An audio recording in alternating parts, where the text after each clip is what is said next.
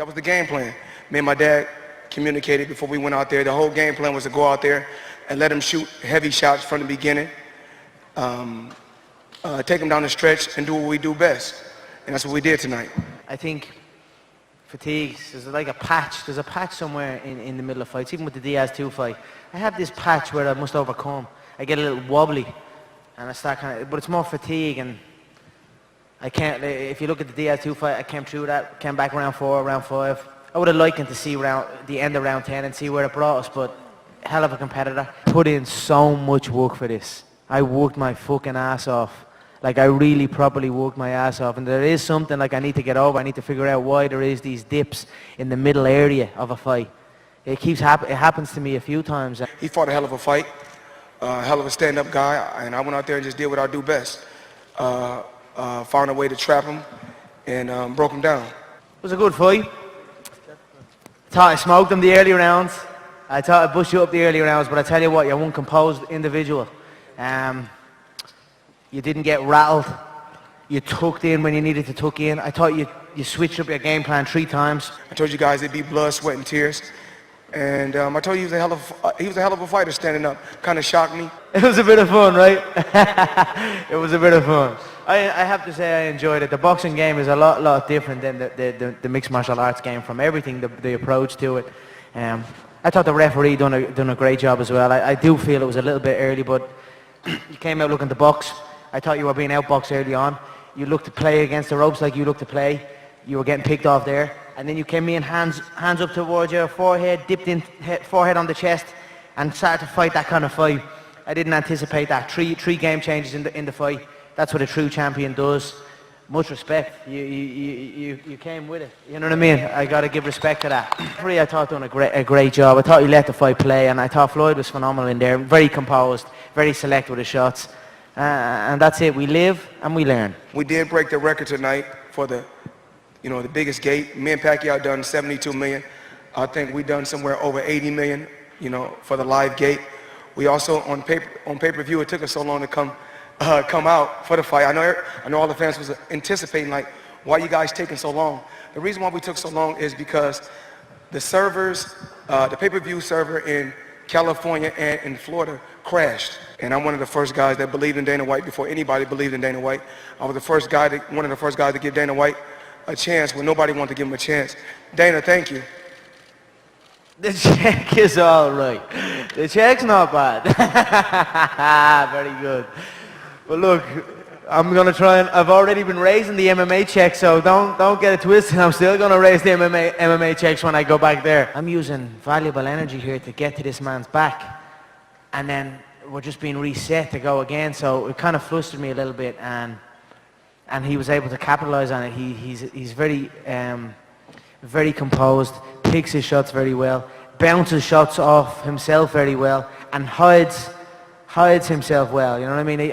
He's going to be doing a lot of rapid punching, and my only concern was hitting me in the back of the head. I said I want him to keep the punches on the side and in the front, but all the shots was coming to the back. But he's tough. He's a tough guy. Oh shit! Notorious Irish whiskey, coming soon. I don't think I stop for half a second. I'm gonna take over the Irish whiskey market, and this is delicious. So keep an eye out for it. I'd get to say 6. And then I'd be like, I couldn't see the finish line. I'd be like, fuck, I've got so many more rounds left. And I couldn't see the finish line. But then when I got through them, I got to like round 10, 11, certainly 11 and 12, I could see, okay, there's only 6 minutes left, and I could dig deep, and then I get that second wind. That's why I would have loved it if I could have just got to the end of that 10th round. I thought I won the first 3 rounds clearly. 4th round could be argued either way. We'll say 3-1. And then he started to take over then, and I thought I snuck in 8. Round 8. Then he won 9 and then got the stoppage in 10. So what was that? 5-4 into the final round, and he got the win. But in reality, all that means nothing. But we had a game plan. Our game plan was to take our time, let him shoot all his heavy shots, keep walking him down, shoot heavy shots to the body, shoot big shots upstairs. And my dad thought it was going to be a little bit earlier, around the 7th or the 6th. But it took us a little longer than we expected. A little bit taken back by the disrespect and the disregard that I was shown. In fairness, Floyd and his team never actually showed that disrespect. It was just the overall, everyone else, and it was almost like a little bit of a jealousy thing, so I kind of just got over it, but the disrespect for my skill set was a little bit, you know, it took me back a little bit. I don't know what the fuck the difference is, but it's different. It's very different. It's just a little bit more cleaner or something. But I tell you what, I enjoyed it very, very much. It was an honor for me to come over here in the boxing. I was going for the knockout. I was going straight ahead. And with going straight ahead, you're going to take contact. I understand that. But, you know, after 21 years in the sport of boxing, you know, I had some great fights. I had some boring fights. But at the end of the day, I will be always remembered as a winner, you know, no matter how you win, as long as you win. And I knew how to, I know how to dissect my opponent. I know how to go out there and break them down and just stick to the game plan. And his straight right hands to the body were nice. They were timed well. They were set up well, and fair play to him. Fair play to him. I thought I'd put him out there, and I went to put him out. And I believe the first couple of shots flustered him, and I hit him a few times, but then he started reading it, and then he started parrying the shots well. He had a good strong parry on his lead hand. He dipped low, caught the body shots well. When he started engaging in his right hand to the body, I thought it was very well. I enjoyed the fight. It was solid. You know, I've been off for a couple of years, and I'm a lot older now. Remember I told you guys, I'm not the same Floyd Mayweather I was 21 years ago. I told you guys I'm not the same Floyd Mayweather I was 2 years ago. But remember, I still have a hell of an IQ, and, you know, I'm still a thinker. So what I did was, I mean, and as far as his punching power, he's solid. I mean, I felt it before, so that's why I kept coming straight ahead. You won't see me in the ring no more, so any guy that's calling me out, forget it. I'm okay. You know, I had a great career. I had a tremendous career. I'm young, I'm fresh, and I'm ready. I mean, I was just tired in there, I feel. You know what I mean? He caught me with some nice shots, but I wasn't dazed or rattled or anything like that, so I was just bollocksed, is the term we call it in Ireland. Going through your head at that point, was that frustration? Was that to send a message? What was that about? You know, get the fans what they want to see. I pushed him and told him, you still ain't knocked me out yet. I thought you said it wasn't going past 4. Show me your real power. That's all. It was it, you know. It is, you know, trash talking that, you know, fighters do, whether it's MMA or boxing. I love competing. I love a good fight. Tonight was a damn good fight, and that's why you're seeing me up here with my head, my heart, you know what I mean, show my heart.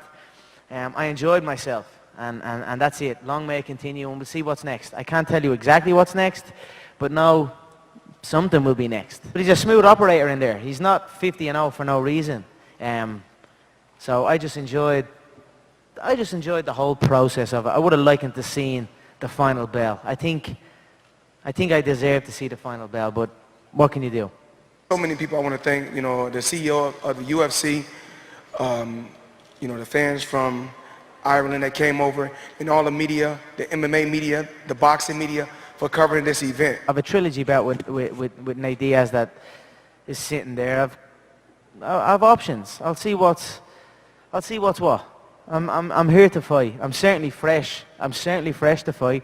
I was not badly damaged there. It was fatigue. So we'll see what's next. We'll see what offers come on the table. So many doubters, so many it's never going to happen. Like even thinking it's never going to happen. Remember that time?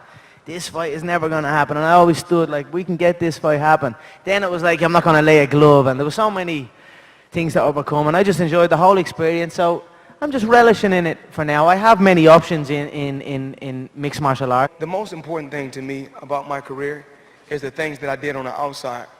You know, making the money on the inside, but making my money work for me on the outside. That's the most important thing to me about my career. Conor McGregor is a hell of a fighter. I'm not here to bash anyone. I just went out there to do my job tonight. We love a fight. We love anyone that can stand toe-to-toe and fight. And that's what we show respect to anyone that comes in and does it. So I'm just very proud of my people and my country, like I always am. It's been a great ride, and long may it continue.